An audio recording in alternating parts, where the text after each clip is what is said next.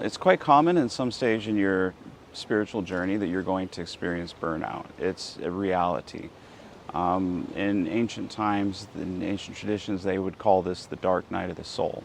But essentially, it's a period where you've gone through the honeymoon stage in your early stages of your spiritual exploration, and you find that you start running dry, or you find that that connection that you had to the divine is no longer there. It's no longer easy for you in the way that it was before. And this can be quite disconcerting. I went through that myself a number of years ago, and to just preface this with a little bit of the story, I started out in this stage of like spiritual seeking, and I ended up having this experience where I felt this incredible ecstatic joy and enlightenment, and maybe not enlightenment, but ecstatic joy and peace and happiness and all of that. And it was so wonderful. It was just like the ultimate drug. You just felt incredible love for you, love for the universe, love for everything, and it was completely amazing.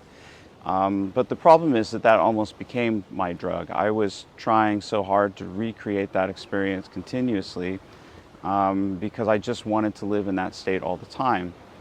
But there was another problem in that my identity had become attached to it, because I had realized that, I have this amazing spiritual experience going on. I'm walking around on cloud nine all the time.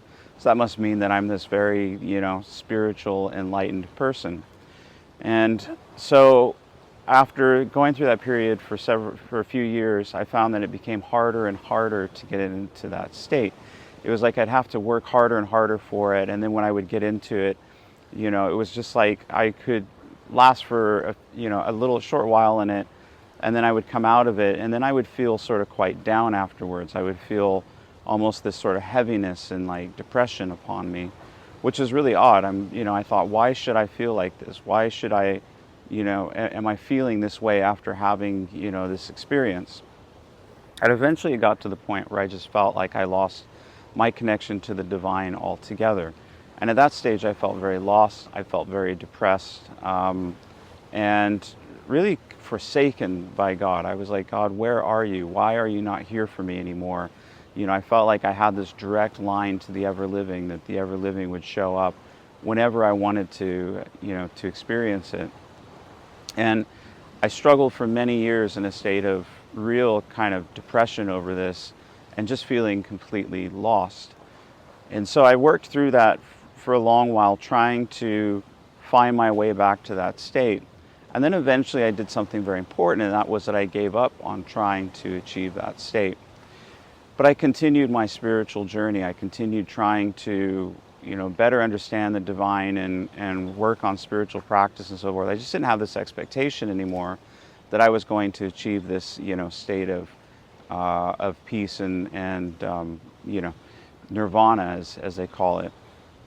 And then I came to a stage where when I sort of felt like I exhausted all of that, I felt like I was being asked by the divine to basically surrender all of my expectations about who God or what God was, to really throw myself into the unknown and to let God be God. And when I did that, I came into a new state that I had never really experienced before, at least not on this level. What happened was, everything that was within me that had any sort of yearning, any sort of desire, any sort of need for love or acceptance or anything like that, all of that went away, and I just found myself in profound peace. It was just like my mind went silent.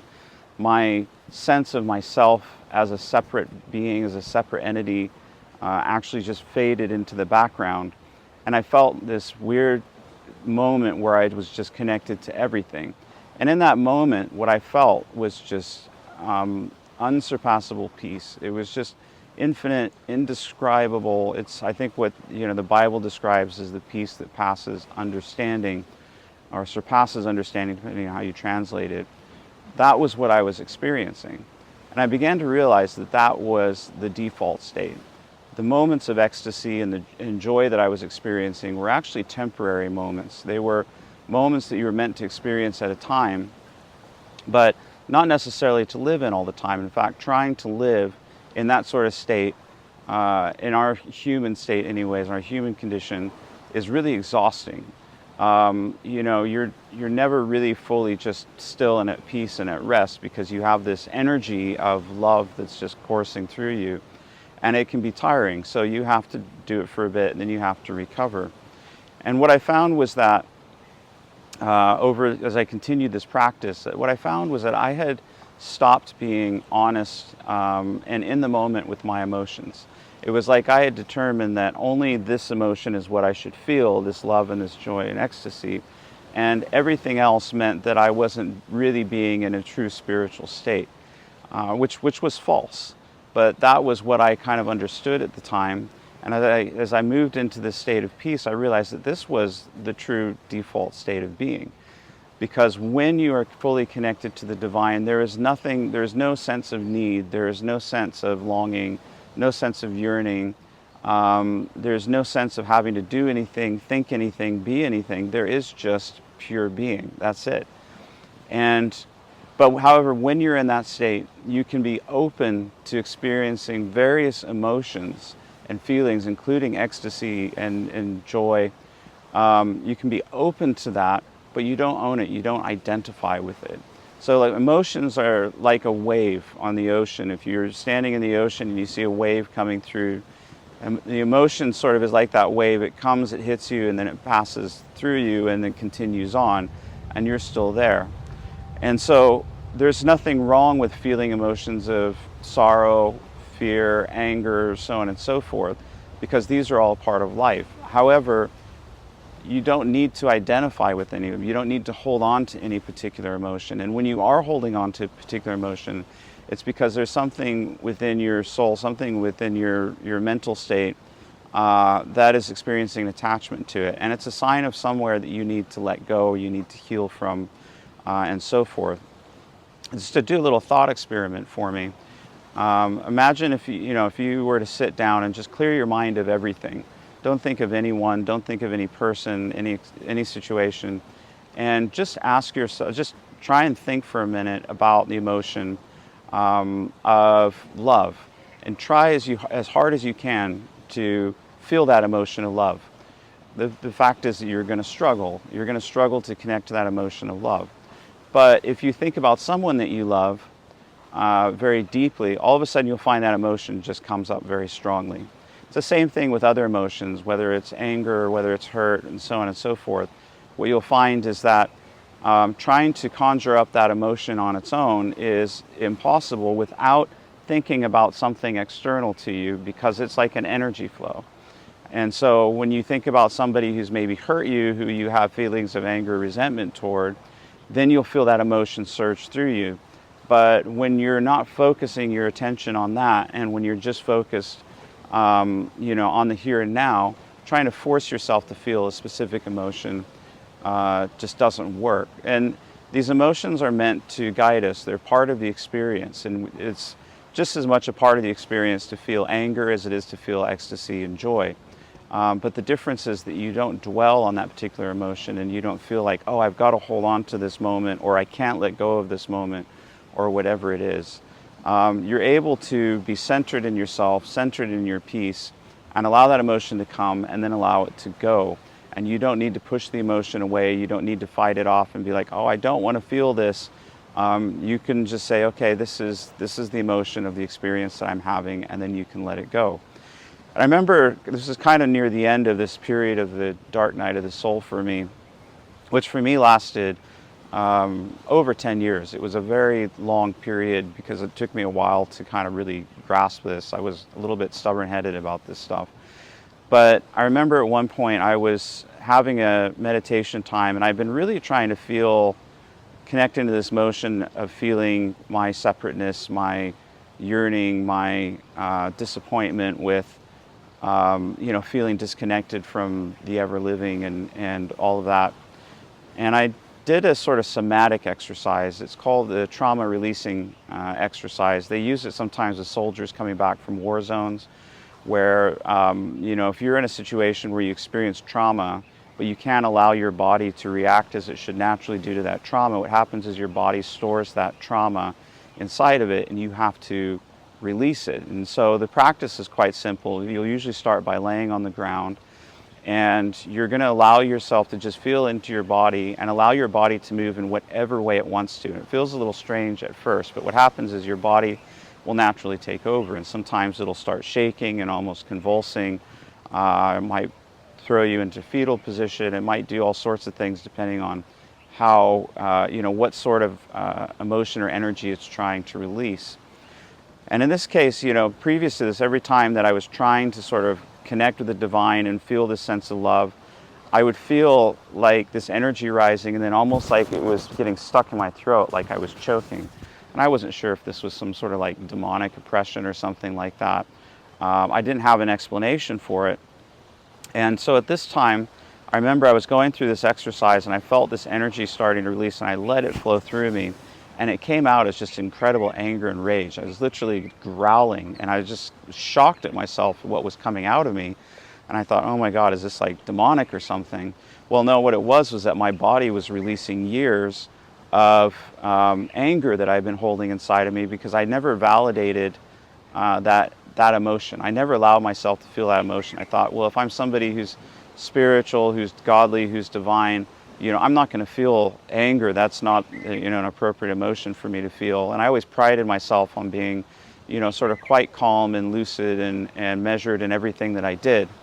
And I realized that I had been holding back all of this anger, all of the anger at the experiences I had had throughout my life, multiple rejections from various people, disappointments with things that hadn't gone the way that I'd hoped they would, and ultimately just disappointment with God for feeling that God had abandoned me.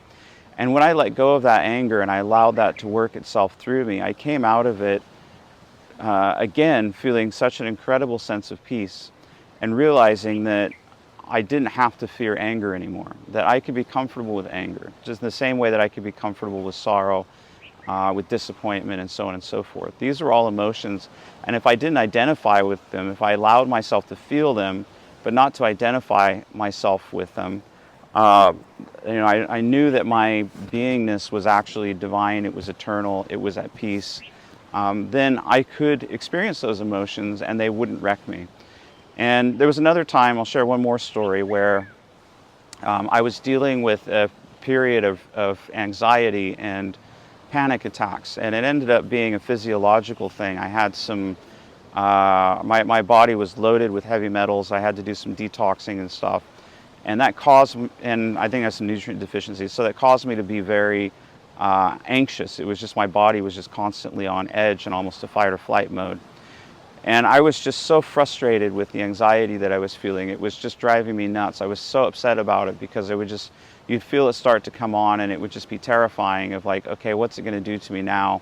And I just felt like I was just going to be completely lost in it. And I remember this one time, I had this sort of sense of determination over me that it was like, I'm not going to let this beat me. I'm going to fight it head on, and if it kills me, it kills me. But I'm just not going to live my life like this, with this fear. And so I remember I was kind of envisioning this fear coming toward me like it was a tsunami wave that was going to wipe me out. And I was just like, give me your best shot. Give me all that you've got.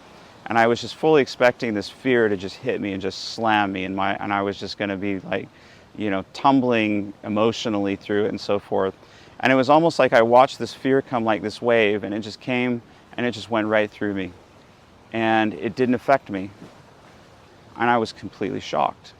And it was at that moment, from that moment forward, that I never had to deal with anxiety like that anymore. Anytime that I would feel a sort of sense of fear coming, I would just be like, okay, come on, do it. And then it would just pass through me, and that would be it.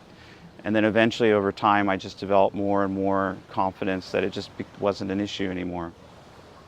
So the point is that to develop spiritual maturity, you have to focus on moving beyond making this ecstasy and this joy your objective.